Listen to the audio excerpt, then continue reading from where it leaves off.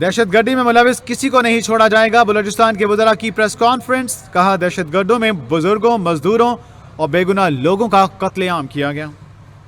तो ये इंतहाई घिनौना अमल है और जो लोग इसमें मुलविस हैं, हुकूमत बलूचिस्तान उनकी सरखूबी करेगी।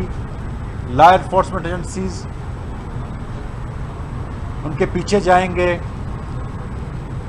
और ये तमाम कार्रवाइयाँ बलूचिस्तान की अवाम, पाकिस्तान की अवाम और बलूचिस्तान में बसने वाले बलूच, पश्तून, हज़ारा सबकी हिमायत से की जाएंगी और इनको किसी सूरत में भी बख्शा नहीं जाएगा।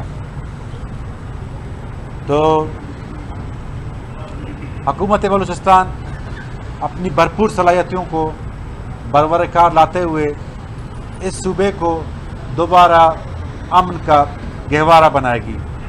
आपको याद है कि कल जो वाक़या हुआ उसमें डॉक्टर मेहरुल्लाह तरीन, जो बलूचिस्तान का वाहिद प्रोफेशनल ऑन्कोलॉजिस्ट था, उनको शहीद किया गया। मैं अपने साथी दोस्तों का शुक्रगुजार हूँ कि शॉर्ट नोटिस में रमज़ान शरीफ के महीने में आप लोगों ने तकलीफ़ की यहाँ पर आए। जिस तरह मेरे दोस्त, मेरे भाई ने बातें की, उन बातों को मैं रिपीट नहीं करूँगा। अलबत्ता ये मजम्मत करना दहशत गर्दी के वाक़यात की, ये मैं ज़रूरी समझूँगा। ख़ासकर जो कल का वाक़या था उसमें हमारे 3 जो है असासे शहीद हुए और 22 के करीब जो है जवान या मुख्तलिफ जो तिब्क़े फ़िक्र के लोग थे ज़ख्मी हो गए बेगुनाह। तो इस तरह बेगुनाह जो वाक़यात, अफराद जो हैं शहीद हो रहे हैं बेगुनाह मुख्तलिफ वाक़यात में, उसकी तो मैं भरपूर अंदाज में मजम्मत करता हूँ। साथ ये कहना चाहता हूँ कि जो बलूचिस्तान में इस वक्त दहशत गर्दी का लहर है, चूँकि एक रिवायती अंदाज से मामला नहीं चल रहे हैं, एक गैर रिवायती किस्म के वाक़यात जो है बलूचिस्तान को दरपेश हैं, इसीलिए उनके साथ निमटना, वो भी एक गैर रिवायती अंदाज में और एक नई स्ट्रेटजी के साथ जाके निमटना होगा। उसमें इंटेलिजेंस का इनपुट, उसमें अवाम का कंसेंसस और पब्लिक का सपोर्ट वो बहुत ज़्यादा ज़रूरी होता है। क्योंकि कोई भी वाक़या, जब कोई मामला हो जाता है, अमेरिका जैसे स्टेट में भी कई वाक़यात दहशत गर्दी के हो चुके होते हैं, लेकिन जो एक बहुत बड़ी सपोर्ट या मदद उनको मिलती है वो वहाँ के सिटीज़न्स की तरफ से, वहाँ के शहरी, वहाँ के लोगों की तरफ से होती है।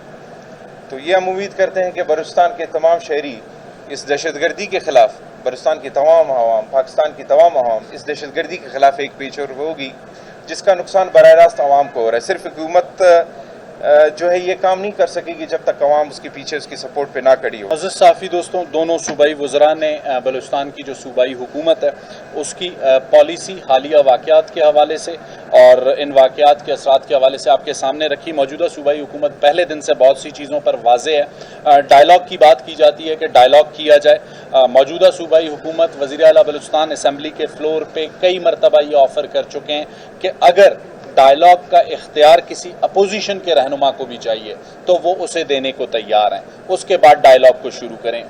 Being a chief executive of this province, एक इलेक्टेड चीफ मिनिस्टर के सबसे बड़ा फोरम उनके पास बलूचिस्तान सूबाई असम्बली का था। गुज़िश्ता 1 साल से जितने भी वाक़यात, चाहे वो दहशतगर्दी के हों या उसके अलावा गवर्नेंस के इशूज़ हों, उसके लिए 3 इंपॉर्टेंट सेशंस बलूचिस्तान की प्रोविंशियल असम्बली में किए गए, जिनके लिए तमाम अरकान असम्बली को, जिनमें अपोजिशन गवर्नमेंट से शामिल थी, लॉ एंड ऑर्डर का जो एक इजलास था वो इन कैमरा था, चूँकि कुछ ऐसी असास मालूमात थी जिन्हें इस वक्त मीडिया के सामने नहीं लाया जा सकता था। तमाम अरकान असम्बली को एतमाद में लिया गया और सूबे की तारीख में पहली बार हुआ। जैसे शुएब जान ने जिक्र किया कि गवर्नेंस का बहरान, मौजूदा सूबाई हुकूमत इस बात को एडमिट करती है कि बलूचिस्तान में जो इशूज़ हैं उसमें गवर्नेंस का बहरान बहुत बड़ा है। इसी के लिए हेल्थ और एजुकेशन के हवाले से भी सेशंस बलूचिस्तान सूबाई असम्बली में रखे गए और उनमें मीडिया को बुलाया गया, हकायक और वे फॉरवर्ड उनके सामने रखे गए।